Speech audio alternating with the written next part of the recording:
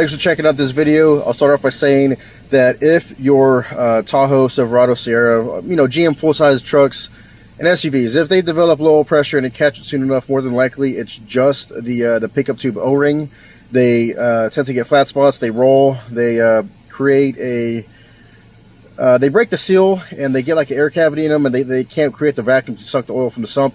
Basically, if you catch it soon enough, you can get away with just doing the O-ring, but if you let it go, it can actually cause damage to the pump, from the pump, trying to basically, from it being dry. That's basically what's happening, is the pump will be dry and it can damage the gears, and from there, even if you replace the O-ring, you still got to replace the pump. So in this video, I went ahead and start by replacing the O-ring to see if that corrected the issue, but it needs further work. I got to replace the pump, but it did increase the pressure. So like I said, if you do it soon enough, this will fix it. So give it a shot, because it's the cheapest solution, right off the bat. All right, so today I'm working on a 2008 Chevrolet Tahoe. It's got low oil pressure, and it's a legitimate low oil pressure. We have lifter noise, lifter ticks from the lifters not being pumped up. We have low oil pressure warnings. It's not just a sending unit, because it is common for the sending unit to go out and the gauge just be inaccurate. But in this case, we have actual low oil pressure, so let me shut that off. So that is a before. That's what our gauge looked like on a cold start. Basically, very minimal oil pressure. So today I'm going to be replacing the oil pickup tube O-ring. Let's see if we can get some pressure back in this Chevrolet Tahoe and give this thing some more life to live. Let's go. So here we're looking at the underside. This is the oil pan. Pickup tube is in the very front. It comes down. Actually, it comes all the way back and comes down to the sump. But we're going to start by removing the cross member. There's 2 bolts here, 2 bolts here. It helps to unbolt the rack and just kind of drop it to give you a little bit of clearance, because it's really tight right there. And luckily this is a 2-wheel drive, so I don't have a diff to worry about. And if you do, that sucks for you, because that makes it a lot more difficult to get that diff down. And yeah, we should be able to access the pickup tube O-ring. Sits about right here inside the oil pan. I'm gonna see if I can shim it without having to remove the timing cover. So yeah, next clip, the pan should be off. Alright guys, so the pan is off. A little bit of sludge. I mean, just a little bit. Oh, I'm kind of skipping ahead towards my next step. But I did have the pickup tube unbolted, obviously. Let's see, there's 2 nuts. One here, one there, and then the 10mm that's bolted into the oil pump. And once I got the last screw out, this pickup tube fell out. There was nothing holding it in. Like this O-ring, what I'm trying to say is this O-ring is supposed to be nice and tight, but it is very, very loose. I mean, you can tell that this O-ring is just not sealing, basically. Jeez, I can't really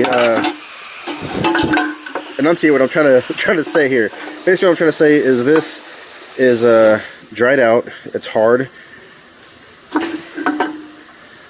It's not. It's flats. That's also what happens to them. They get flats.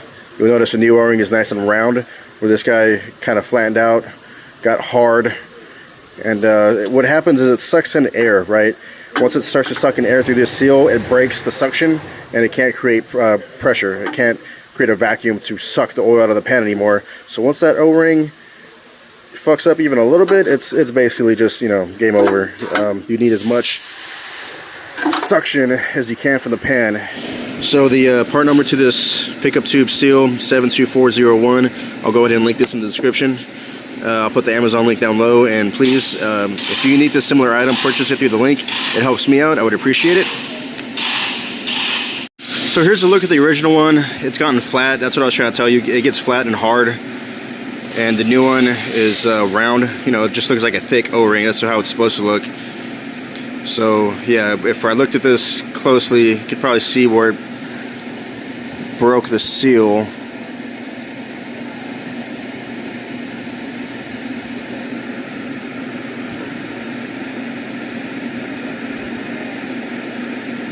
Right there looks questionable.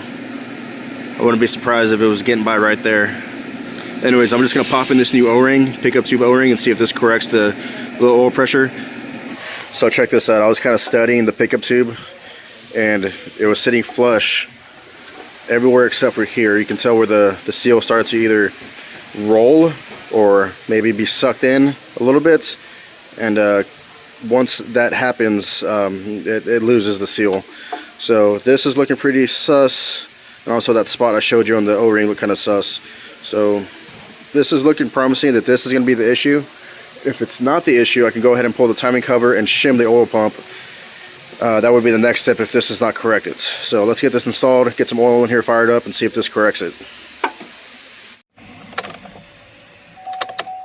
Alright guys, and just, battery's a little dead, just by replacing the O-ring, we've got some oil pressure.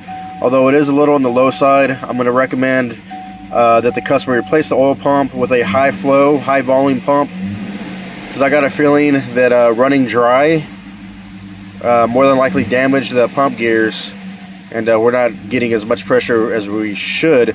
Really, I like to see at least 40 on a cold start, and then once this warms up, it drops below 20.